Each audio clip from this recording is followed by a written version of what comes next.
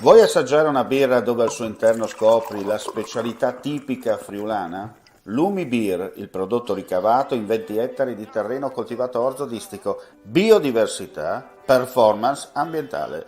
Lumi Beer nelle sue 5 versioni disponibili, 4 per consumo veloce e dissetante e la versione Magnum per intenditori. Lumi Beer si abbina a qualsiasi palato. Lumi Beer è un prodotto esclusivo Azienda Agricola Pancera, il buon seme, i buoni frutti. La Guardia di Finanza di Pordenone ha sequestrato 3 milioni di palloncini per le feste dei bambini che erano stati prodotti in Cina e commercializzati in Italia con irregolarità marcatura CE.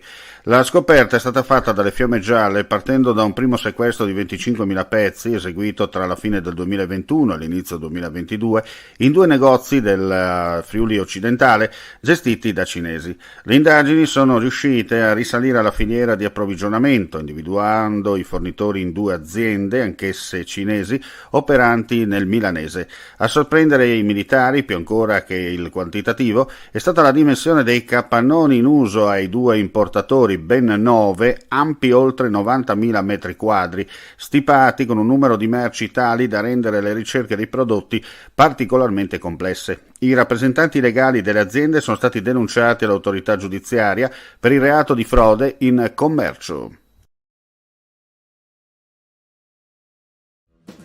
Torna, dopo lo stop imposto dalla pandemia, la tradizionale fiera dei vini di Corno di Rosazzo.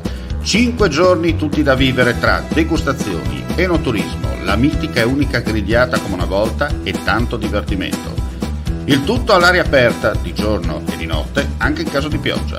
Se sei un vero adoratore di Dio Bacco, a Corno devi andare perché chi beve solo acqua ha un segreto da nascondere. Fiera dei vini a Corno di Rosazzo, ingresso libero.